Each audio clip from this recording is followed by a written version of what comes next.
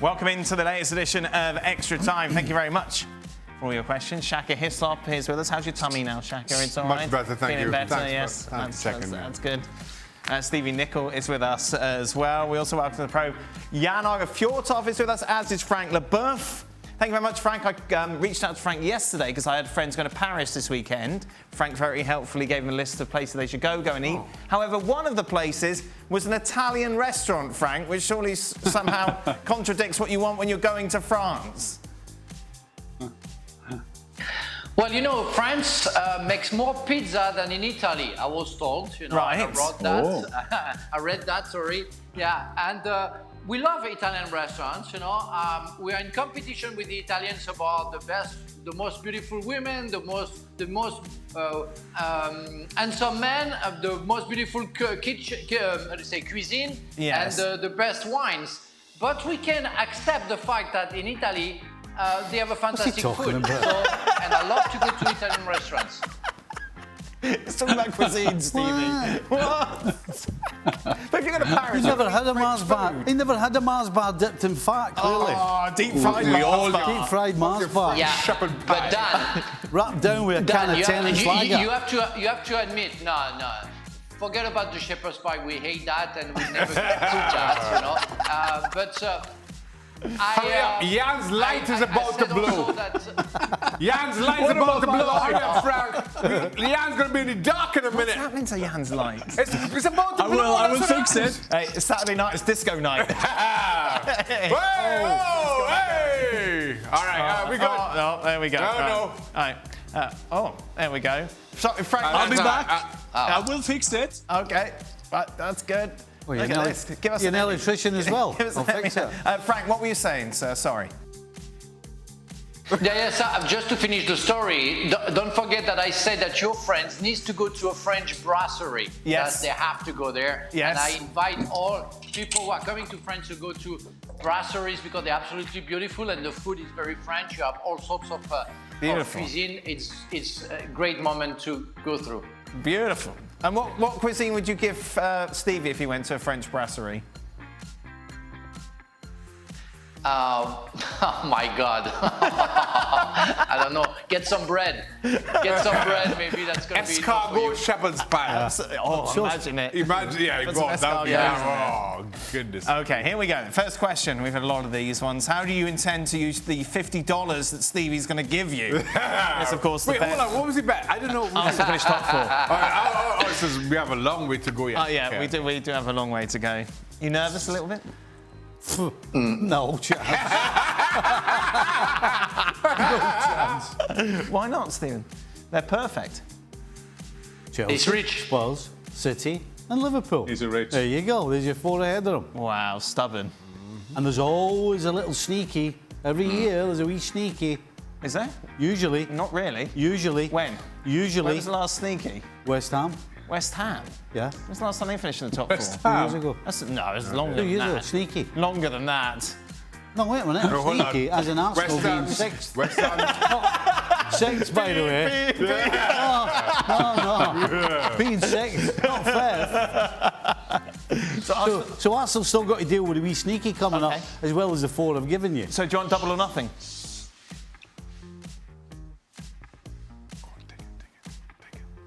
I don't want to take his money. Nah, take it. He's off buying jackets, new suits and all. No, he's not. He must have got that for free. That's stupid. There's no way he bought that. Take his money. No, double or nothing? Go on, take it. Oh, I'm quite happy with $50. No, take it. Okay. You're happy with it? I'll get a couple of crates of... You'll be twice as happy with $100. What's wrong with the doctor? To be quite honest, Yeah, I'm not worried about the money. Just the fact that I'm going to beat him is enough for me. Right, okay. Stevie, Klopp admitted that Liverpool needs another midfielder and would address this in the transfer period. Regardless of today's result, shouldn't Liverpool go get Bellingham now, since he would fill a need and also to stop any competing teams from signing him? Now, everything we've heard from Germany is that there's no Wouldn't be way a bad move. Dortmund would not entertain that move whatsoever. No. Well, money talks, doesn't it? Well, Generally. Not necessarily, though. No, Dortmund have not been quite necessarily. good. It doesn't, but... Well, we've already established not All right. necessarily. Are they going to turn down 200 grand? Quits. Sorry? 200 grand? They're going probably. to turn down? 200 grand, probably, yes. Yeah, right. No. See, now we know you're talking rubbish. Well, you said grand. Hold on. Oh, so I did as well. I meant 200 million. That's what I thought you might have. Goodness We've got a me. big offer for you. 200. Hey, You just wait till you hear this. 200 grand. No, 200 million. No, 200 million. Oh, goodness me. For the Champions League, you can have Manchester City, PSG, or the field to win it all.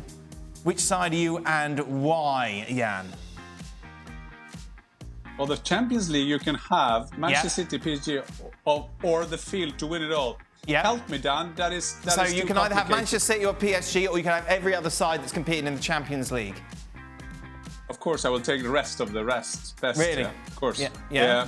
You have the Harlem Globetrotters, PSG, and Manchester City. You will have some good players, but there's so many good players. Bayern Munich, Real Madrid, who just win the Champions League for fun. So of course, I will take the rest. What about you, Frank? I have to say that I'm hesitating, because if you have City players and PSG players and you can have a harmony in it, it's not that bad to win the Champions League. And it could be enough, because it's only about details, mentality, and with the players you have in hands, yeah, I will get the Man City, PSG. Oh. Then I have a question, Dan, Yes, to Frank. yes. Oh. So say Manchester City got the best team and the favourites in terms of getting Erling Haaland every now. So I will ask Frank then, who will it take from the PSG team to make Manchester City better, and who should then go out of Manchester City? I guess you will take Mbappé, so that's too easy. But who? Answer the question, eh? That's a hard question. I didn't think through. Well, I think I will put Marquinhos for sure at the central defense instead of Stones, I would say.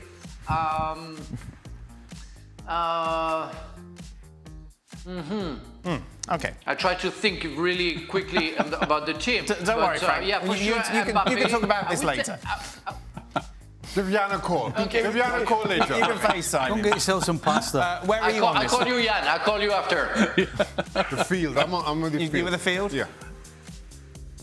Yeah, I mean, the smart bet's the field, isn't it? Well, you're not very good at smart bets, so maybe you want to go take the other I one. don't know, I've got a bet with you. That's a very smart bet. Well, we'll see about that. Frank, can Fofana be as good as his price tag?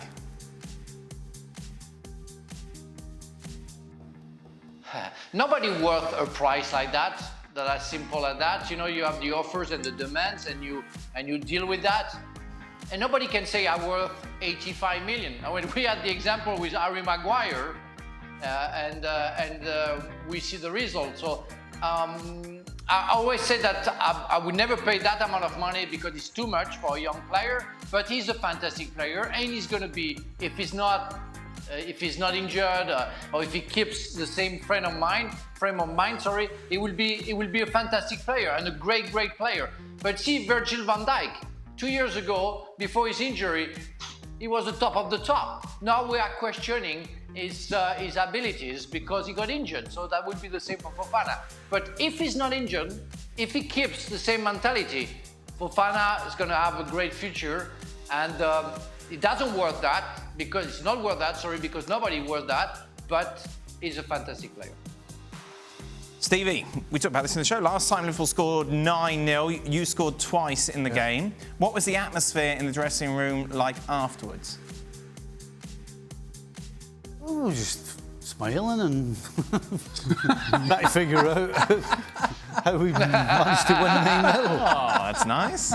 Stevie, winning 9-0, and Stevie comes up with smiling. Thank you. Liverpool, you did everything. That's Liverpool. Well, That's kinda like every Liverpool. other Yeah, I game. love Yeah. that. It was kind of like every other game. Yeah, you were like the modern day Arsenal. It's winning Yeah. all. Oh, no. I can assure you. We get back in the dressing room, right, how quick can I get a bath, get my gear on and get up to the players' bar? Right. And how I don't think Arsenal players are thinking that. They're too busy doing another lap of honour, giving it all his part. thanking the fans? Yeah, aye. What's wrong with There's that? nowhere else to go, apart from home. So they keep walking around till everybody's gone. Oh. Well, we'll go back in, lads. Right, what are we doing now? Oh. How long would it take you for the full-time whistle to have a pint in your hand? Oof. 2 seconds. 20 seconds? Between 15 and 20 minutes. Right. Yeah. Players bar. Yeah. Jan, considering Yes. all three... Sorry, just give us... People may not know what the Players Bar was. Obviously self-explanatory in some ways, but it's where the families would go as well. Yeah, I mean, and in the 80s, most... I mean, it's amazing today, right? So you go to generally every ground in the Premier League today. Yes. They've got these big fancy suites for the players. Right. They've got another side room for the kids. Yes. They've got nannies. Right. The club actually bring in nannies Mary for Poppins game is- day yeah. to watch the kids. And then they've got the food for the kids and ice cream at half time. Yes. And now, another day, Yeah. you got 2 tickets for the lounge. Right. 2. Okay. So that meant if your wife wanted to come, Yes. nobody else could get in. Right. Pretty much. Oh, the other ticket Well, was they for had you. the kids. Hold on, see. You got the kids. Right. So the kids need a ticket. No, you get 2. You get 2 tickets. You Oh, no. Anyway. Right. And it was a whole. Pretty much everyone was the same. Right. It was like a little hole in the corner of the stadium Yes. where they stuck a horrible little bar thing in where you could just attach stuff and pour beer that was like Oh, God. all frothy and everything. You were sounding so lovely before in a rush to get there, and now Every you're single- all there. every single person. Cake in the corner. Ask Jan. Hey, ask Jan. Every single person. This that is would- the worst place in a football ground, but Honestly. I'll be there in 15 minutes flat. Ask Jan, right, and Frank. Every single person would come to Anfield and go, oh, I can't go to the players' lounge. Like, this imaginary. All the players are going to be there. Oh, wow. Yeah. Yes. And then they Yeah. walk into this old room that's got the oldest carpet. Right. The settees, the seats and the couches. and all the couches. Yeah. There was a flood in the candy lounge, so it was next door to our lounge, and we got that stuff. We got that stuff. That's brilliant. Oh my but the goodness. Oh, dear. But the thing is, of course, by the players' bar, because Stevie is right, there was nothing always the greatest thing. But I came back to Middlesbrough after many years away, and I just met this man, and I thought, I know him, but I can't remember. He must have been important for my career. Blah, blah, blah, blah. I can't remember. And at halftime, I remember he was the guy standing in the door of the players' lounge, because Stevie is saying is right. You got 2 tickets, but you have to find a way to get more in. Right. So he was the key man, because you will try to get in. I had always a lot of Norwegians over, so I had to get them in. But the players' bar, you missed them because that was a good thing. So what we used to do was the candy lounge was next door. Okay, because And there Candy was were the sponsors at the Candy time. were the sponsors, right? And there was a kitchen adjoining the 2. Right. And so what you would do is, depending on who was in the candy lounge, Yeah. who was in the door, you get in, and then you just siphon them round the back of the kitchen. Brilliant. And back in I through love the it. bar. Liverpool, Well done, 5 Sherlock. times And then title Terry, winners. and then Terry, Cup winners. and then Terry, who's on Through the the kitchen, just sneak. You can Terry, sneak it through Terry the Littlewood, who's on the door. Stevie. He kept looking at the lounge, and it's absolutely mad. And he's like, look at all these people. How do all these people get in? And so was there a tradition of a Saturday night out with the players? No, everybody. Everyone's... Yeah, you can... Yeah. Yeah. No, Yeah, that's So what Ellen and I just going to the candy lounge. Yeah. It's great. It's in the kitchen. 2 days later. I love Dan.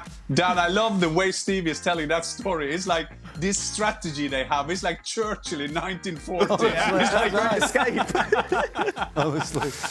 Okay. Jan, considering all 3 Manchester United signings are playing well and almost cemented their place in the starting 11, should the United hierarchy just blindly trust Ten Hag and acquire all his wish list players irrespective of the price? Well, it's funny how much 5 days do, isn't it? I mean, Yeah. there was a time 6 days ago when we thought about Manchester United being the recruitment where they had to play in Ajax or in Holland or play with Steve McClaren in 2020, 12 years ago, FC 20 Enschede, you know? And but to be fair to Ten Hag, 2 wins now has changed that a bit. But we have to think as well that maybe Ten Hag has asked the hierarchy at Manchester United to get some other players. We don't know about that. Up till now, the recruitments of Manchester United not been the best. But as you're saying, the 3 new ones now, and you'll find a way that they will establish them well in the team.